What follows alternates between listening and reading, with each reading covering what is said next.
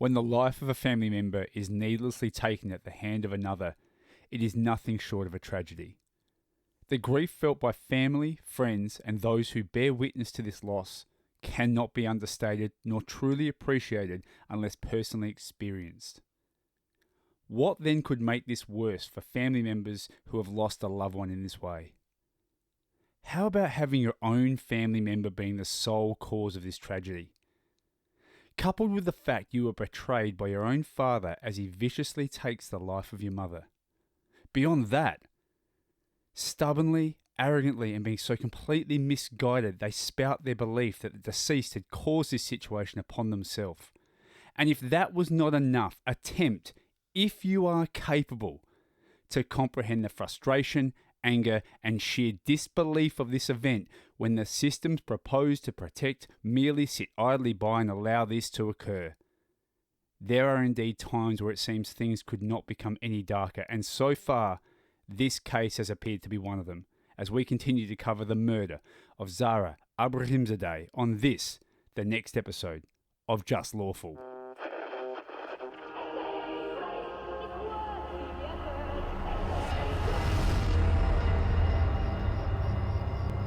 Adelaide is the perfect place to set a horror story. You know why all those films and books are always set in sleepy conservative towns?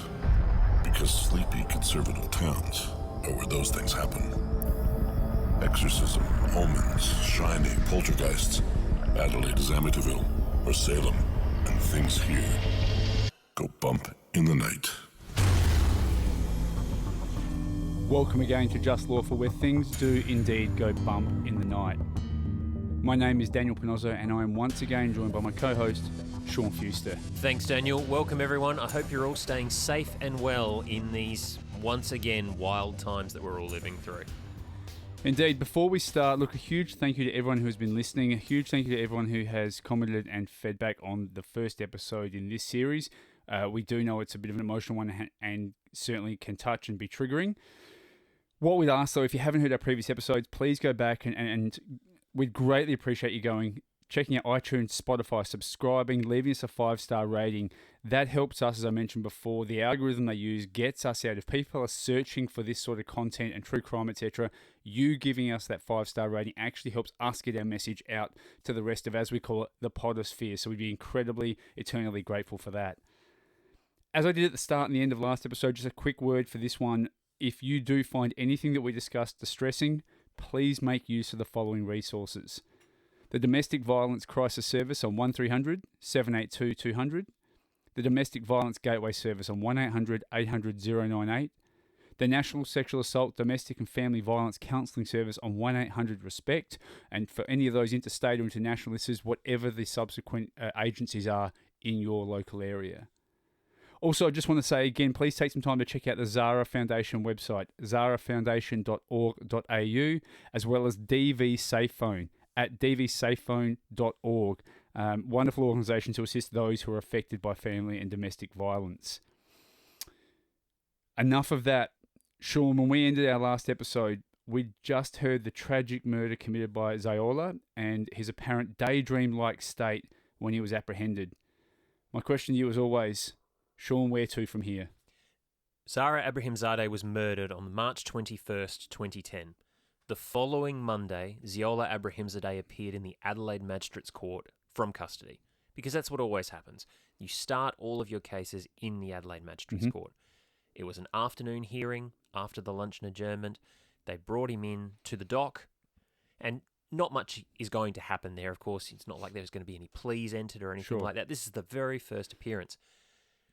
You'll remember from our previous episode how much effort, to coin a phrase, police had put into protecting Zahra and her children, Aman, Atena, and Anita. Questionable at best, I think, the term you could use. Well, they washed the car.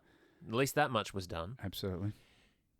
Police had a very different attitude when Zahra walked into court. How so? They wanted a suppression order on his identity. Okay, why would they be requesting a suppression order at this stage? They believed that a man who had allegedly, at this point, murdered his wife in front of 300 people at a Persian New Year's festival where pretty much everybody knew everybody as a community. Community, yeah. They thought that if they didn't suppress his identity, there may be questions later down the track as to whether witnesses could positively identify him as the person who committed the crime. Sean, this is one of those moments where the layman like myself, our listening audience, please don't take offence at that. I'd class myself the first listener just like everyone, looks at a situation like this and goes, don't we have this thing called common sense, logic, rationale? That just seems illogical to me. And I understand circumstance and procedure and all of that. We are talking about a situation here, though, where we had 300 witnesses watch this event unfold, but we want to put a suppression order on so people don't get confused about who they may have seen do it. Is that... Well, what they were worried about was this idea that if the media goes out and says that here is Zahra Abrahimzadeh, he's been accused of the murder of Zahra Abrahimzadeh, and we show his photo in the media, Yeah. witnesses, these 300 people that saw it happen, that know the family, would go, oh, maybe it's not the person I thought I saw, maybe it's that guy. This idea that the photograph will somehow obliterate genuine memory and prejudice the judicial process and prejudice the eventual jury trial that's to come. But it gets worse. But you're groaning and you're rolling your eyes. I'm groaning because I understand that needs to be a process and you've got to have the right things in place. It just feels so flimsy. Well, Sorry. As they say, hold my beer. Yeah. Not only was it flimsy on that score, police made it clear all they wanted was a suppression on Ziola's name and image. They didn't want a suppression on the reporting of the fact that he was Zahra's husband. Which kind of makes it a moot point anyway, doesn't it? Exactly right. And that's what I did. I stood up under the Act, the Right. Section 69 of the Evidence Act. I know this Act very, very well. Yeah. The media has the right to stand up and oppose a suppression order. Yeah. And I said in the politest terms, this is futile. Yeah. This is ridiculous. This is a nonsense. If you're going to allow reporting of his connection to the victim, but not his name and his image, what have you actually achieved? Especially in an era of social media. I mean, how quickly can anybody go onto Facebook and see Correct. who's connected to who and who's married to who and who's dating who? And you're talking about in a community setting, as you said, which is so close-knit anyway. That's the biggest part of it. The sheer level of people that were involved. It's 300 people. All of them know the family, or at least know, roughly, oh, that's Zahra's husband or that's Ziola's wife or whomever. You do in a community. If it had happened in a convention centre that was doing the Royal Adelaide Show, or a comic book convention, or something where strangers are involved, a situation where there's some level of anonymity in that sense, then maybe that would be a good idea. But when every witness's business is known to every other witness's business because it's a community, come on. I've got to say, right off the bat, we have kicked straight out of the gates on this, and that already seems like just another piece of... Okay, this one seems, as I said, irrational, a little bit of absurdity, on top of a situation where we were already discussing a system that, by our reckoning, failed to do its aspect that could have stopped this in the first place. This just seems like another thing piling on. Well, keep in mind, at this point, you and the listeners are in a better position than the Sean Fuster was in March 2010. How so? I didn't know anything about what the Abrahimzadeh family had been through at this point. Okay, of course, I had everything that's been in our first episode. Sure. The Sean that existed in 2010, completely ignorant of that. So at this point, you're standing in court, arguing against a suppression order, putting your case forward. Just on the bare fact of, how can you possibly suppress someone that everybody already knows? Exactly. Without any of the backstory, understanding what had led up to here, the Abrahimzadeh's circumstances, situation. So you, as you said, at this point, you're standing there real time, knowing none of that. All of the stuff that you know, that our listeners know from our first episode in this series, would not become knowledge to me for years. Wow. Okay. So that puts a point of reference. I think that's another angle, if you like, where you and I sit down and we do this and we tell the listeners start to finish, here's all the backstory that we did last episode. You don't have the luxury of that in real time. That's right. So you're talking about, we've filled in, okay, we've done the prequel aspect that you didn't have the opportunity to get to while you're standing in court. That's right. And think about it this way. Jurors walk into a trial only knowing what they're told. Yeah. This has given you an idea of how big the iceberg really is. Absolutely. If you're out there, like the Abrahimzadeh matter goes to trial. That's where we go next. There were 12 jurors that were on that trial. If you as a human being, as a member of the Adelaide community, were on the Abrahimzadeh trial, everything in our first episode is stuff that you had never even heard, no experience of whatsoever, because you are deliberately not given that information so that you as a juror decide the case purely on the evidence before you. Yeah, right. That's why we need to have a jury system. You imagine, if you knew all of that stuff about Ziola before you sat down as a juror to make a decision, do you think you could possibly bring an unbiased mind? Look, it would be incredibly difficult to believe you could. And, you know, to your earlier point about the suppression order itself and Section 69 and that's something that we will break down further. It's just another example of how much it plays into situations like this, as does the jury process. And that's something I really would like one day to be able to, I guess, break that down in a lot of detail as well. Because as you said, we've got to pick these jurors. We then have trial hearings to understand what evidence can and can't be shown and told to. There are so many facets to this which really, I guess, make up a court situation that we don't ever hear about. So, all right, let's just quickly recap here. So at this stage, as I said, we ended our last episode in a very tragic situation. Ziola was, as you said, a daydream-like state. He's now had his first appearance in court, and the first thing that the justice system now does, or the police are asking for, is a suppression order. And look, looking back now with what I later find out, Yeah. I can't look at that suppression order in a good light anymore. Okay. It really does feel to me like police at the time were circling the wagons. Crap, we know we've screwed this up. Okay. It's now reached this point. Let's try to limit the damage as much as we can and make sure that the next phase, the criminal investigation and trial phase, happens as spot on, as perfectly, as uninterrupted as possible. Let's draw the shutters down, not out of any sense of cover-up, No. but out of any sense of we want to do the right thing in this next phase because we failed in the first phase. And that's an interesting point, Sean. And I think, absolutely to your point there, that's going to come back to play out a lot where, as you said, in hindsight, retrospect, that wonderful ability to look back is really going to show that the first part of this wasn't dealt with well. This is an opportunity for the police perhaps to put a stopgap in to go, from here forward, we make sure we do the best we can. Daniel, you and all fans of common sense will be pleased to learn that the suppression order was not granted. Zahra Abrahimzadeh's identity was not obliterated from the record, Yep. and the case continued through the usual court process. Okay. Now, we're going to jump ahead a little bit. We've talked in our previous series on different cases how matters make their way through the magistrate's court. There's multiple hearings, adjournments, swapping of evidence, all those sorts of things. The important thing you need to know is that Zahra Abrahimzadeh pleaded not guilty to murder. Okay, so he pleaded not guilty off the bat. Not guilty. We're talking about nonsensical.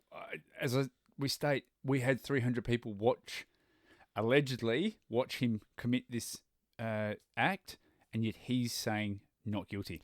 I am fascinated to understand how on earth he enters a plea of not guilty here. We wouldn't find out why or how for another 2 years. It wouldn't be until February 2012 that the matter went before the Supreme Court for trial before Justice John Sulin.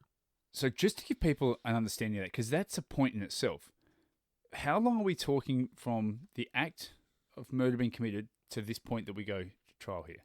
Well, we've gone from the 21st of March 2010, the night of the murder, through to the 20th of February 2012. Just shy of 2 years. Yeah, right. Okay. That's just to give people some gravity of, something happens, we go to trial, we get it dealt with, we move on. We're talking 2 years before we even started this process. And in that time, we have, as a public, no answers. Right. And more importantly, Arman, Atena, and Anita have no answers as to why their father is going to claim not guilty. Okay. Trial process is an adversarial process. Prosecution starts, they give their opening address, they run all of their evidence, then the defense comes back with their evidence. Prosecutor in this case is Sandy McDonald, one of the best. Defense counsel is Heather Stokes. She's representing Abrahimzadeh. Sandy McDonald is, as I said, one of the best. I don't think she's going to tell me off if I call her an absolute pit bull at the bench. I'm sure that's meant in the very best of intentions. That's meant in the ferocity, in the tenacity, in the getting the teeth in and not letting go of the point. Absolutely. She is an excellent operator, and if you doubt that, let me tell you what she said in her opening to the jury. 12 men and women, no knowledge of this case as we've discussed. Imagine getting hit between the eyes with this. For years, Zahra Abrahimzadeh had used his anger, his fists, his feet, and his belt to punish and control his wife and, at times, his family. This is the case of a man who lost control of his family and, as a consequence, hunted his wife down to punish her and make her pay the consequences of her actions. That is intense, and it's chilling, and just the way that that's been positioned to talk about, using fists, feet, belt at losing that, but losing family, therefore losing frustration. That is a very damning piece of wording there. Think about some of the things we heard Anita, Aman, and Atena talk about in the lead up in our first episode. Yeah. Now listen to what Ms. McDonald then said next. The murder was the culmination of years of abuse that began in 1997 when the couple and their children moved to Australia. Quote, he was controlling, domineering, regularly resorted to verbal abuse and to violence. He said he would rather go to jail than have one of his family ruin his reputation. She's quoting Atena right there. Yeah, right. Using the evidence that the jury's going to hear later in her opening address, Yeah. laying the seeds so that the jury understands what they're about to hear. That landscape, yeah. And then she described the murder. She said, as Zahra was sitting at a table, Abrahimzadeh ran up behind her and repeatedly stabbed her in the back. He did not even stop as she fell to the floor. She didn't have a chance to defend herself. Wow. It's not just recap, though, because a prosecution opening also has to set up what I'll call the forensic evidence you're going to hear. Not just the witnesses, but also the documents and the pieces collected from the scene.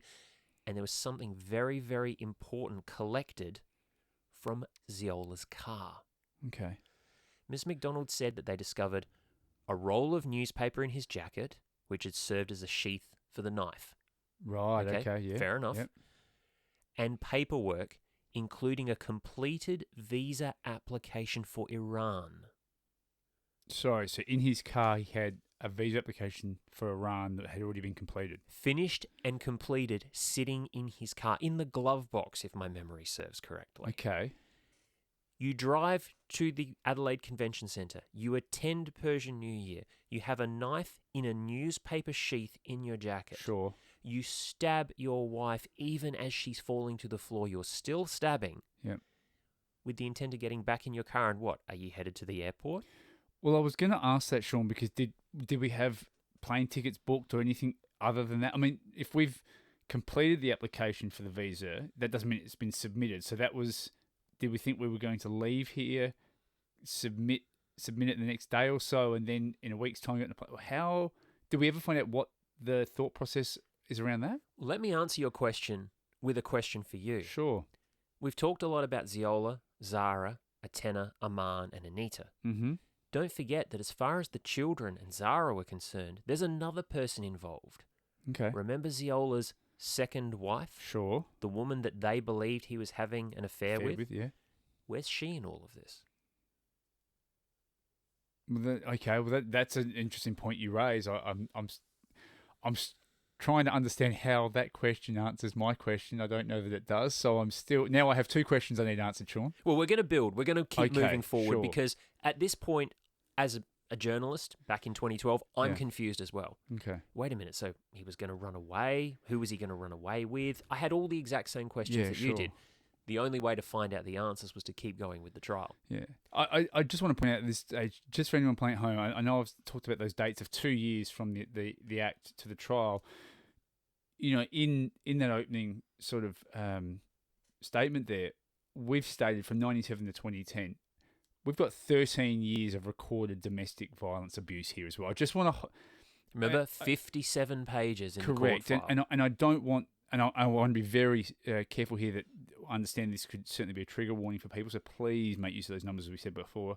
I just want to highlight as we go on just some of those numbers, just so we get the gravity of what we taught when we got to this point, what had actually come before. So it's 13 years of domestic violence abuse since we landed here in Australia. Goodness knows what else beforehand. Belts, fists, cigarettes, some very, through a window, very phone cord. Horrific things, yeah. That's right. And interestingly, one of the first people we heard from in the trial about all of those matters was Ziola himself. So he took the stand? No. The prosecution used him as a witness against himself.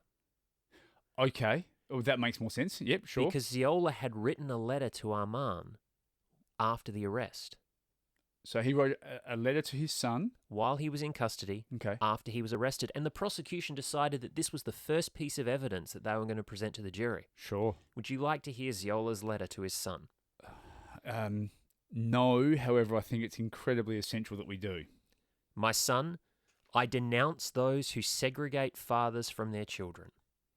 Your mother's actions drove me toward insanity and devastation and led me toward disintegration. Arman, an Eastern man, has pride and tenacity. He needs to see the facts and judge in a fair and masculine manner. I'm deeply distressed and remorseful about what happened. When someone is trying to destroy you in any possible way, you will defend yourself. Sometimes that will result in the destruction of the other party. What your mother did was destroy my character in public, and in doing so, humiliated herself too. I hope what I have said will help you think in a fair and sincere manner. Anyway, I'm sorry about what happened. Anyway, I'm sorry about what happened. Yeah, I'm working my way to that point, Sean. There's a few that I'm trying to navigate before I get there. I said at the top of this, arrogant and just misguided belief. I'm trying to wrap my head around so much of that as an Eastern man. That is so not what people of any sort of Eastern faith believe in that sense.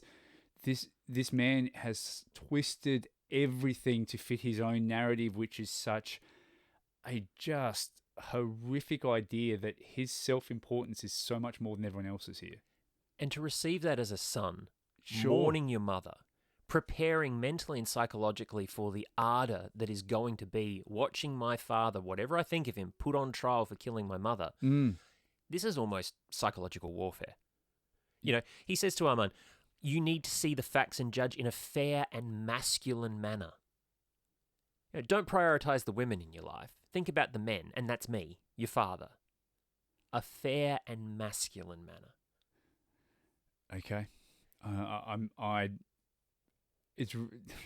wouldn't say reprehensible. I would say it's reprehensible if this man wasn't so deluded to believe this. When someone is trying to destroy you in any possible way, you will defend yourself. Sometimes that will result in the destruction of the other party.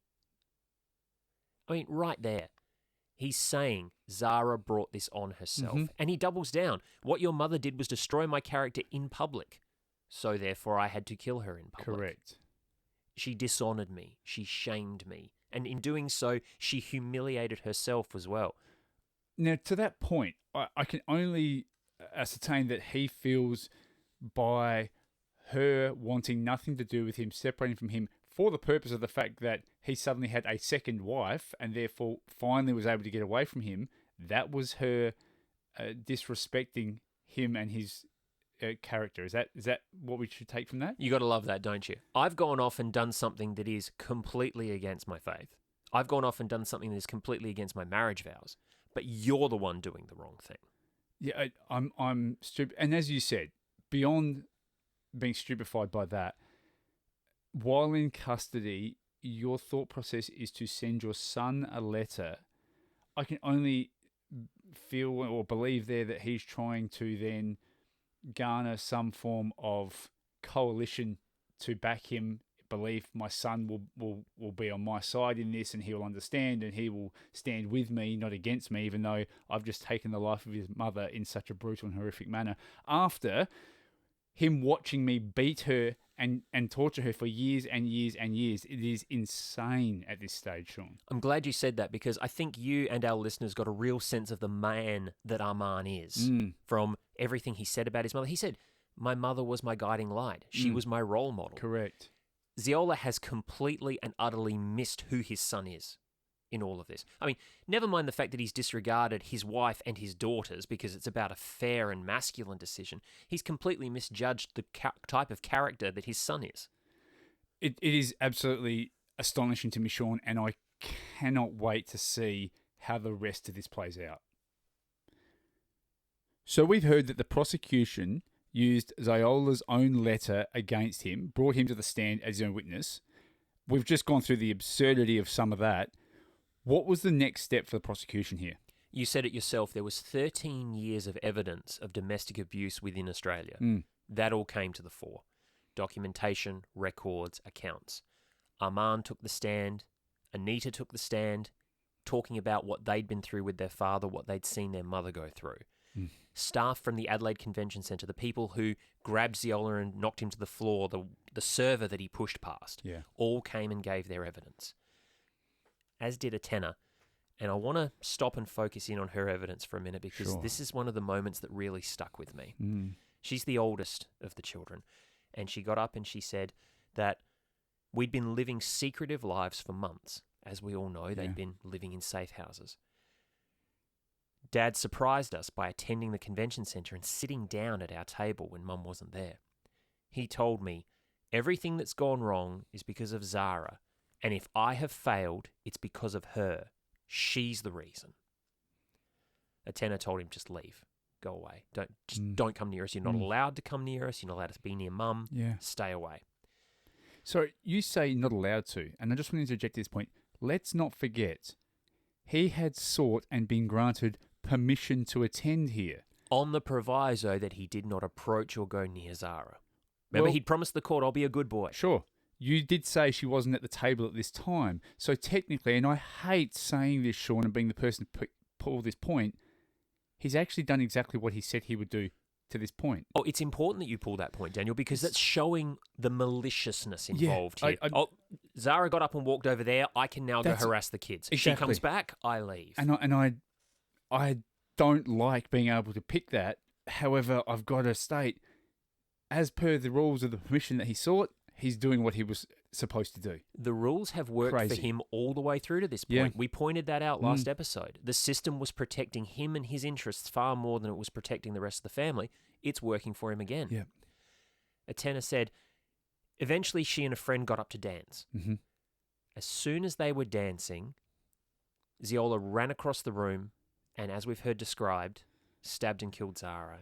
And Atena said, I saw my mum on the floor, on her belly, and my dad being pulled away with a knife in his hand. He was calm.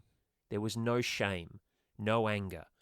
I was screaming, you killed her, and holding onto his jacket because I wanted to make sure he was caught, but he was not even trying to get away. This is that daydream-like state that you mentioned he'd gone into.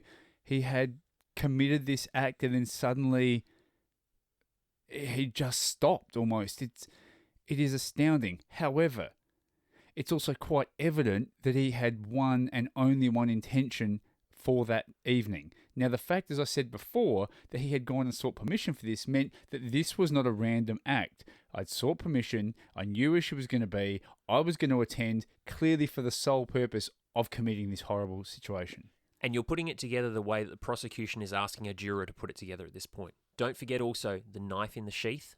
Well, this is my point. You don't just buy a newspaper sheath for a knife. You have to make that. Correct. So that's forethought right there. That's Absolutely. intent. Yep. The papers in the car. We still don't know the history of that. We still don't know why. We do know that for a fact, he had documentation that conceivably gave him the ability to leave the jurisdiction. Absolutely. Whether that was for a legitimate purpose, whether it was just to get away, he had the ability to get back in that car and drive away, get on a plane, and vanish to a country that, as far as I understand, we have no extradition treaties with. Yeah, you're possibly correct there. Sean, I do want to stop and just pull a point right here. You sat there and listened to Atena's statement in court. How did that hit you? It's never easy hearing anybody talk about a death right in front of them. Yeah. I've had the misfortune personally to have a couple of deaths happen in front of me, and I know how it feels to think about that. But I've not lost anyone I love in a circumstance of violence right in front of me. So Atena's story has always stuck with me, and I've said this to Armand over the years. A bit of a spoiler ahead. I came to know Armand quite well. I've always felt bad that I didn't get to know Atena as well as I did Armand. But Atena was an absolute pillar of strength, just holding herself together. And I've heard people compare her to Zahra. Okay. And if that's who and what Zahra was for those 20 plus years of horrific treatment, I can understand why everybody adored her so much. Yeah, right. To be able to deliver to a court the most horrific, grotesque circumstance that anybody could ever ask for, but to do it with such clarity, such recall, and to resist cross-examination, because don't forget, Heather Stokes, Ziola's lawyer, went in hard and tried to pull apart every piece of evidence that the kids gave. They couldn't be shifted. Yeah. You can't be shifted when it's the truth. That's right. She was amazing, and it's not just the sadness that stays with me, it's the strength that stays with me, and the good kind of strength. Not a pillar of stone. No. A pillar of strength. Yeah. Wow. As I said, I just wanted to tap into that because that's one of those real moments, Sean, where outside of the job, outside of being a journalist, outside of any of that, that's a real moment of human just interaction. Watching someone who has gone through this horrific situation have to sit there and just explain that to in a very sterile clinical court situation. I don't know that we can really put those of us who don't regularly go into that situation completely understand what that must be like. So I really wanted to just highlight that piece. Absolutely. And look, that was probably the sublime moment because we were about to head first into the ridiculous. And this was my next point. I understand that the prosecution has done that. They've called their witnesses, as you said. They've tendered their evidence and all of that. We now head into, let's face it, Ziola having his opportunity to put his case forward. And you don't have to do anything as a defendant. The prosecution's job is to prove you guilty beyond a reasonable doubt. Sure. If you choose not to take the stand, that's the end of things. Yeah. You can just, as they call it, put the prosecution to proof. Sure. These are your allegations. Jurors, do you believe them beyond a reasonable doubt?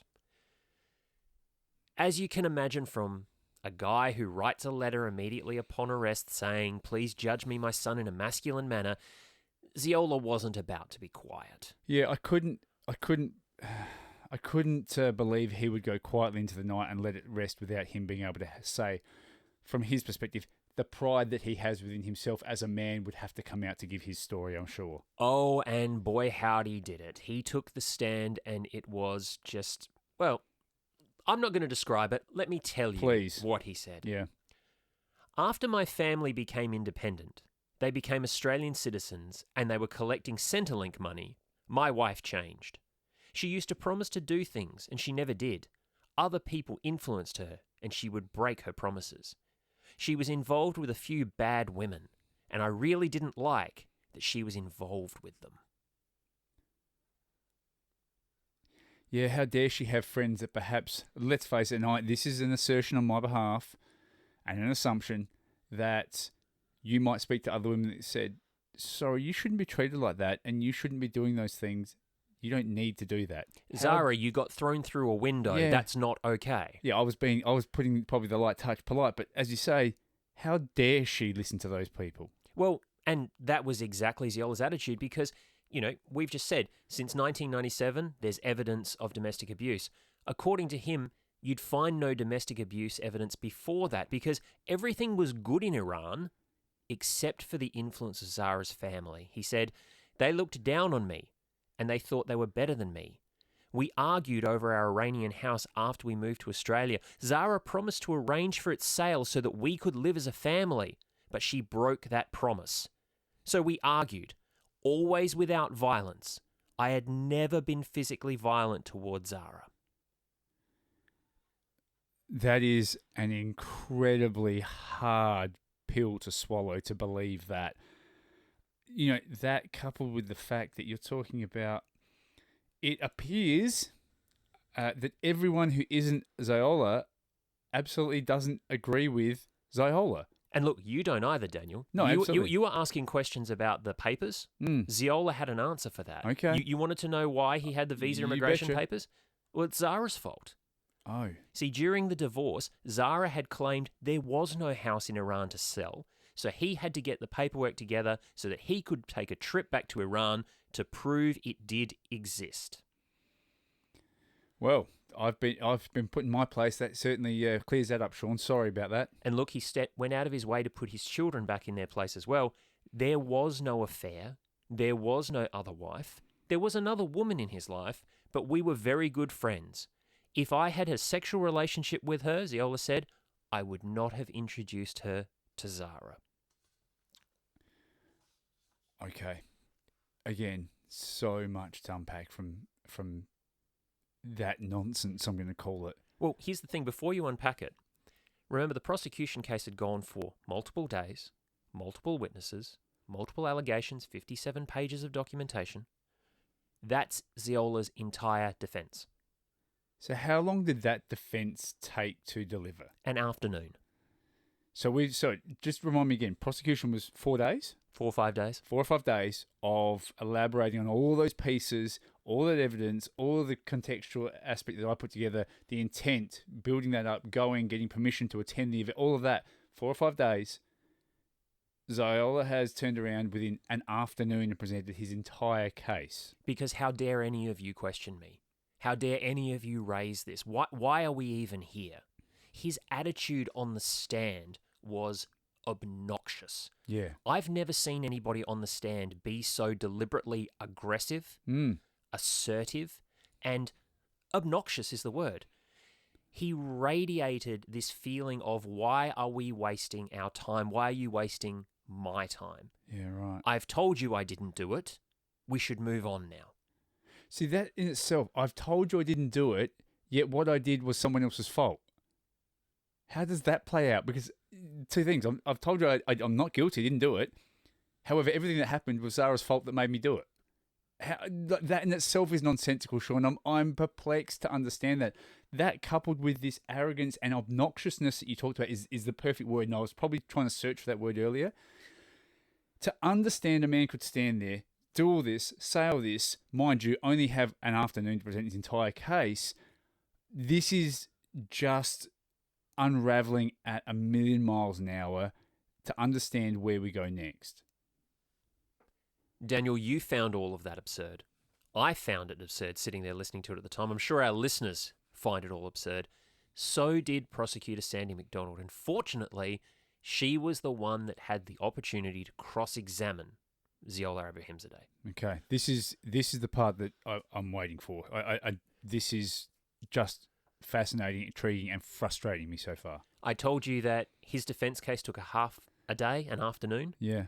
She had him on the stand in cross-examination for 3 days. Wow, okay, so 6 times the amount of time that he had put his case forward, she had it. Well, okay. And the important phrase in that is she. Here's this man that says, how dare anybody question me? And the person prosecuting him is a woman. So I take it from that inflection that was a massive craw in his...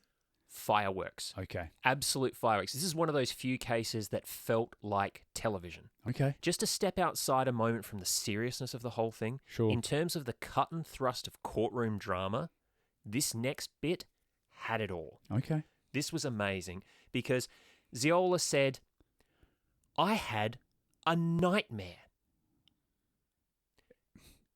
He did. Okay, go on. Sandy McDonald said, well, what do you mean? Well, I was hallucinating about my daughter, Anita. I went to the Persian festival to reconcile with my family because I'd had these nightmares about Anita being attacked by dark, ugly men. And when I was sitting there at the Persian festival, I saw the dark, ugly men make their play to grab Anita. So I reached them. They reached for me. We were all fighting together. Then someone grabbed my wrist and said, you've killed. And it was my eldest daughter, Atena. I couldn't believe what I did. I would never hurt anything, even an ant. Miss McDonald said, well, that can't be right. We have 57 pages of documentation about you hurting your family. Oh, no. I was strict, but not violent. I'd never abused my wife. Zahra spread lies about me having an affair and told people I planned to sell Anita to an older man for marriage. I became very upset and broken. I felt very insignificant, Miss McDonald. I looked around and saw other families that were happy together, husbands, wives, children, all happy, and asked myself, why should I be rejected and insulted? I love my wife so much, I didn't want to divorce her. God be my witness, I never thought about killing her. Miss MacDonald said, that's a lie. You murdered her because you were upset about the house in Iran.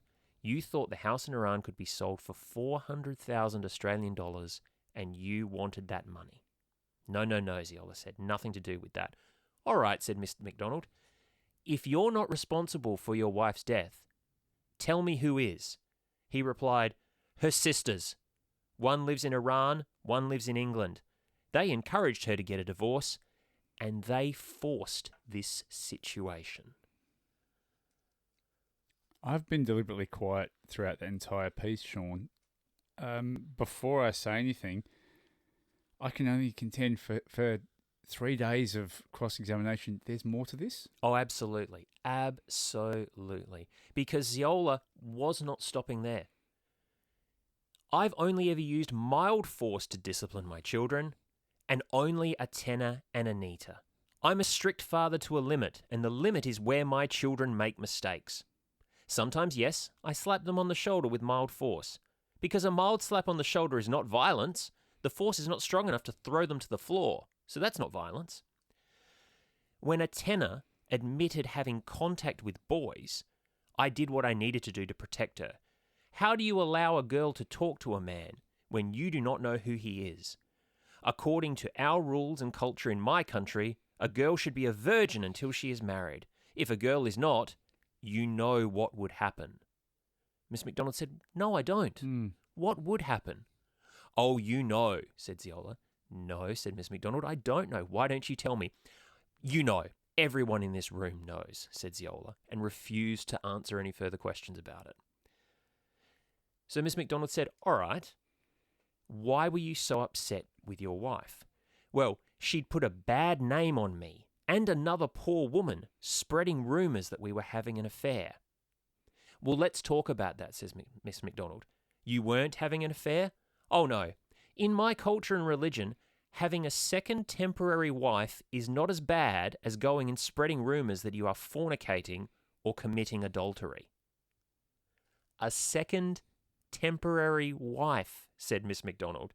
So Zahra was shaming you then. It's not my call. It's the call for the jury, the people who have actually heard my evidence, said Ziola. If someone comes and takes your dignity and your children, how would you feel, Miss MacDonald? Challenging her at every turn. What he doesn't understand is how he's breaking down at this point. Remember, during his evidence in chief, there was no other woman. Now she's a second temporary wife. This is what I'm saying about the cut and thrust of courtroom drama. He's being pulled apart piece by piece by Miss MacDonald, and he doesn't even realise it. Absolutely. By just playing on that sheer, just absurd pride of him and that entitlement, that the obnoxious entitlement that he somehow feels he rightfully has. And the sense of superiority. Yeah. Sandy MacDonald realised that as a woman facing a man like this, the best weapon she had was that he was going to underestimate her at every turn. She couldn't possibly be a threat to him, so he was just going to have her hammer and tongs. And, of course, prove to the jury of why he was correct and more superior than her, and therefore they would understand, once they have heard my evidence, as he said, they would clearly find in his favour that he had done nothing wrong. You wanted to know why he pleaded not guilty at the very start of all this. This is why, because he was so convinced that as soon as a jury heard him, they'd believe him. The letter writer, the community man, the man that has always claimed that he is the perfect one in all of this, of course people will believe me. His arrogance extended that far. Yeah, it is astounding. I was just sitting there listening. As I said, I was deliberately silent as I just listened to you lay all of that out. I don't know where to start with that, Sean. The concept of he had dreams and he was protecting them.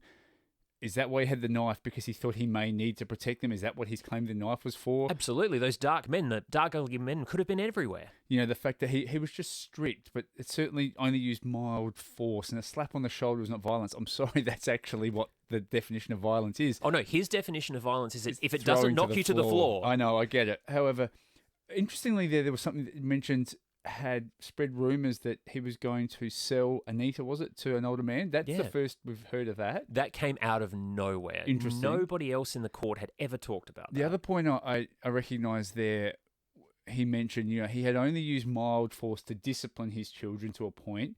However, only a tenant and Anita. Very obvious there, I realised, not a man.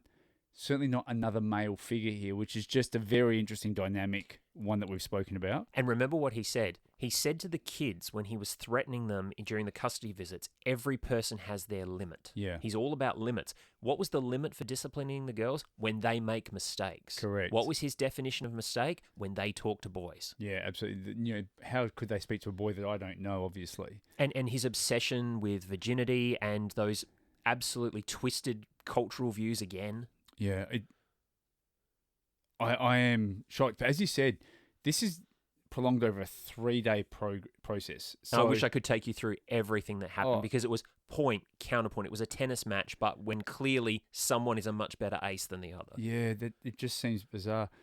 So knowing that he has now had his opportunity to put forward his case, he's been put on the stand in a cross-examination situation. Where do we move from here?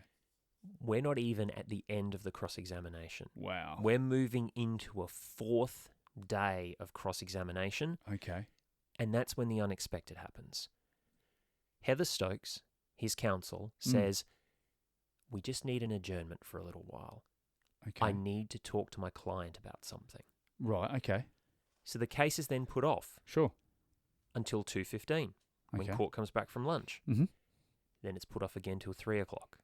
Right. And then it's put off again till 3:30. And what happened at 3:30 on that day was something that I had never seen before in my entire career and have yet to see ever again. A totally unprecedented moment in South Australian legal history. And with that, we will pick this story up, this case up, and we will give you exactly what that moment was that Sean talked about. And we will conclude how this all was going to come to be after everything we've heard, the insanity, the absurdity, the just righteous indignation of all of this. We will wrap this up next time. Until then, we understand, as I said right at the top, some of the sensitivity and perhaps triggering nature of the content we've covered today. If you have found that in any way, please you make use of these resources. The Domestic Violence Crisis Service on 1300 782 200. The Domestic Violence Gateway Service on 1800 800 098, the National Sexual Assault, Domestic and Family Violence Counselling Service on 1800-RESPECT, or for those interstate and internationally, the appropriate agencies of the same nature. Also, of course, the Zahra Foundation at zahrafoundation.org.au, as well as DV Safe Phone at dvsafephone.org. We'd just like to take this moment, of course, beyond that, to thank everyone who has listened to our broadcast on 5AA, or if you are listening to this on either iTunes and Spotify. As always, please go onto those platforms, rate, review, leave us a 5-star, get us out so we can continue to get this message and our work out to all of those that need to hear it. Certainly after hearing, you know, the subject matter and the content that we're covering today, this message needs to get out there, so please help us do that in the best way you can. If you would like to send us feedback, commentary, concerns, all of that, you can certainly do that at Just Lawful Podcast on Facebook and Instagram. Of course, at Just Lawful Pod on Twitter. To follow Sean and all of his work in Adelaide and the true crime that happens around here, that's through The Advertiser and at Sean Fuster on Facebook and Twitter. Sean, until we come back and we conclude this story, because this does have an amazing ending, as you said, and as dark as this has been so far, there is some light to come out of this, and that is, I think, the most wonderful part of this, of what has been a really horrific circumstance so far. Yeah, it's always darkest before the dawn. As you say, the dawn that comes out of this is something that has not only helped everybody that we've introduced you to in this series so far, but so many people since. Indeed it has. And with that, as always, we just want to remind you to enjoy our work, don't become our work, and we'll speak to you on the next episode of Just Lawful.